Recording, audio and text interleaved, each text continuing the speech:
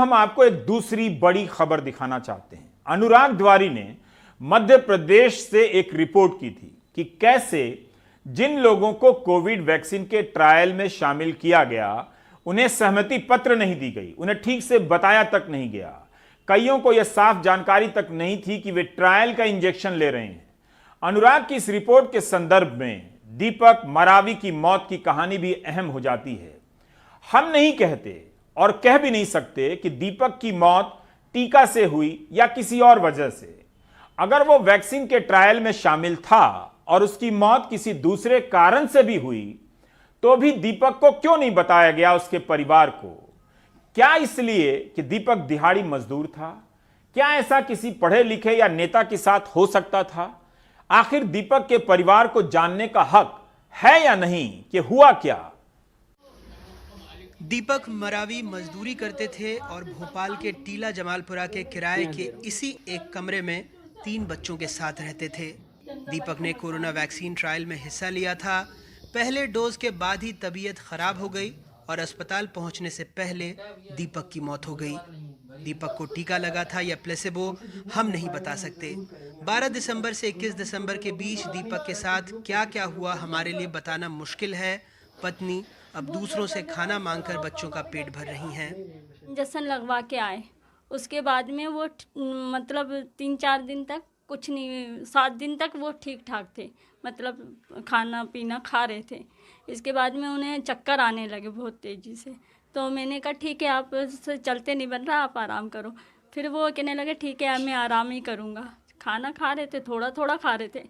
इसके बाद में उल्टियाँ होने लगी तो उसमें झाग निकल रहा था सर। तो मैंने कहा कि डॉक्टर के पास चलो। वो अपनी ज़िद में रहे कि मैं कहीं नहीं जाऊँगा, मुझे आराम करने दो, मुझसे चलते नहीं बन रहा। क्या पहले से बीमार थे क्या? कुछ बीमारी नहीं थी सर उन्हें। तो आपको क्या लगता है कि वो इंजेक्शन वैक्सीन से मरे? कहीं से मुझे कोई मदद नहीं मिली है, कोई भी नहीं आए। पीठे पे ये काम करते थे तो पीठे वालों ने बताए होंगे, वहीं से गए। और मेरे को मतलब सुनाई में आया था तो मैंने कहा ये वैक्सीन वैसे मत लगाना, ये खतरे वाला काम है। तो आप लोगों ने उस टाइम डॉक्टर को बोलते डॉक्टर सर हमारे पास उनका नंबर नहीं था, नहीं तो हम करो हॉस्पिटल फार्म देते हैं वो भी नहीं दिया था आप लोगों को? मेरे पास कुछ प्रूफ नहीं है सर। जैसा कि पत्नी ने बताया, दीपक ने भी तबीयत खराब होने पर डॉक्टर के पास जाने में देरी की, लेकिन जिस व्यक्ति को टीका दिया गया हो उसकी तबीयत पर नजर रखने का काम किसका था? क्या दीपक जैसे कम पढ़े लिखे लोगों को भी किसी वैक्सीन का टीका लगाने के बाद उनके हाल पर छोड़ा जा सकता है? इस दौरान वैक्सीन लगाने के बाद उनकी पूछताछ तो की गई होगी, लेकिन इसका डिटेल हासिल करना मुश्किल हो रहा है क्योंकि कंपनी को हम 3 बार लिख चुके हैं और जवाब नहीं आया है। पत्नी के पास प्रेस ही एक जरिया है, वो अपने सवाल का जवाब कंपनी और सरकार से मांग सके। ये दीपक की पोस्टमार्टम रिपोर्ट है। पुलिस ने परिवार वालों को नहीं दी, लेकिन जब अर्जी लगाने पर अस्पताल को दे दी। पोस्टमार्टम रिपोर्ट के अनुसार संदेहास्पद पॉइजनिंग की बात कही गई है। पॉइजनिंग कैसे हुई, किस स्टेज पर हुई और इसकी जानकारी न इसमें है और न हमारे पास जवाब है। परिवार और पड़ोसियों ने इसे ऐसे समझा, दीपक तो बिल्कुल ठीक था, कोई परेशानी नहीं थी, तो वो जहर क्यों खाएगा। यहाँ बढ़िया रहते थे, मैंने बीमारी का नहीं सुना और ना वो बीमार हुआ, ना वो परेशान थे, ना कुछ थे, अच्छा खासा काम कर रहे थे। और उन्होंने ज़रूर एक उनके दोस्त थे शायद, उन्होंने बताया था वो वैक्सीन लगवाने जा रहे हैं। वो वैक्सीन लगी, उसके बाद उनका ये हो गया, वो बीमार हुए और उनका देहांत हो गया। हम जानते हैं पड़ोसी का जवाब पर्याप्त नहीं हो सकता, इसलिए इस संदेहास्पद पॉइजनिंग को समझने के लिए मेडिको लीगल विभाग की डॉक्टर गीता रानी गुप्ता के पास गए, लेकिन वहां उन्होंने कैमरे पर बात करने से मना कर दिया। अब ये एक अलग मामला है। 257 पन्नों का दस्तावेज है। इसमें पेज नंबर 57 पर लिखा गया है एक डॉक्टर के जरिए कि ये संदिग्ध खुदकुशी का मामला हो सकता है। हमने आपको पहले ही बताया था कि पोस्टमार्टम की रिपोर्ट परिवार को न देकर अस्पताल को दी गई। अब जब किसी डॉक्टर ने लिखा है कि ये संदिग्ध खुदकुशी का मामला हो सकता है, तो फिर इस बारे में पुलिस को क्यों नहीं बताया गया? पुलिस ने इसकी जांच क्यों नहीं की?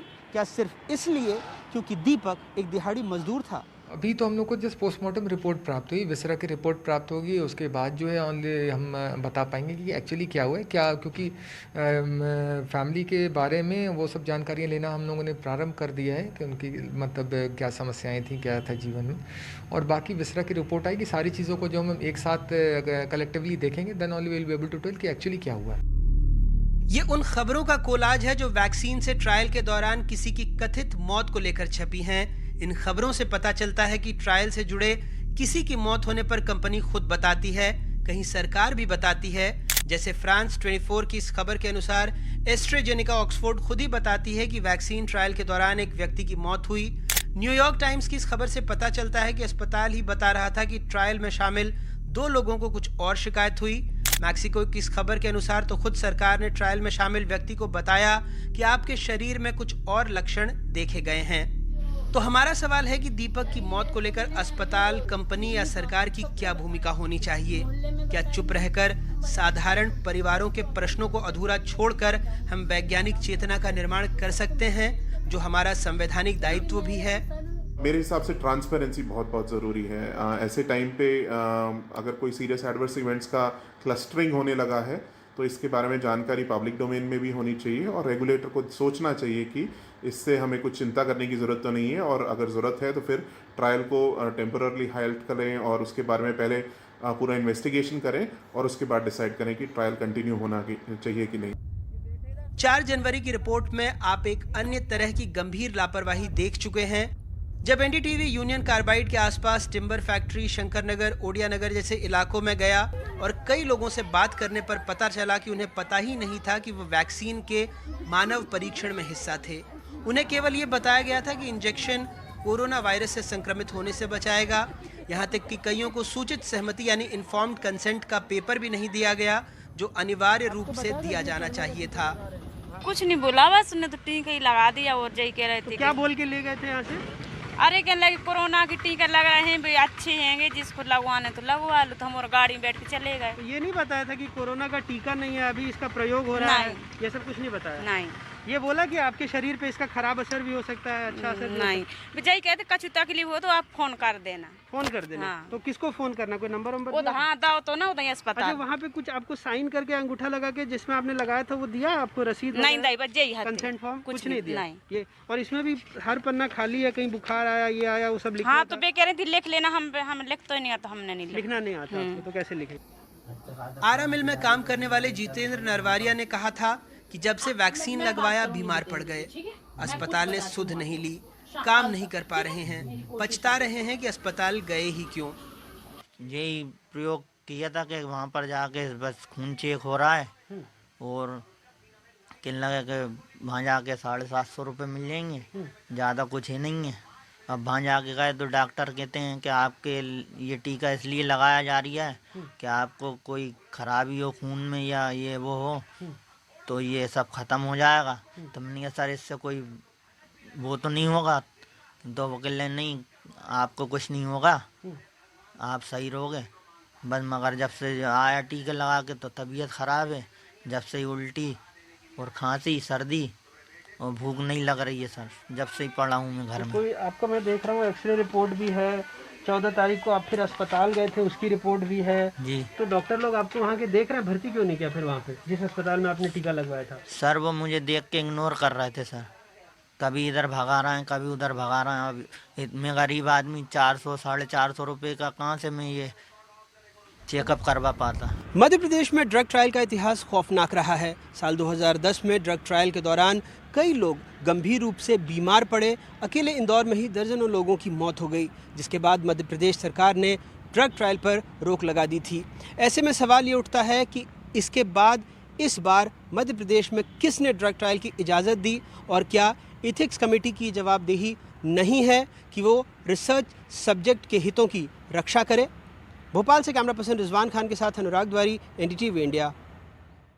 कायदा तो यही होना चाहिए और यही दुनिया भर में होता है कि ट्रायल के समय जो वॉलंटियर आता है उसकी लगातार निगरानी की जाती है, हर तरह के बदलाव को दर्ज किया जाता है। क्या दीपक के केस में ऐसा किया गया? तब भी किया जाना चाहिए था जब ट्रायल से संबंधित कुछ ना हो। यानी दूसरे कारण से उसकी तबीयत खराब हुई हो।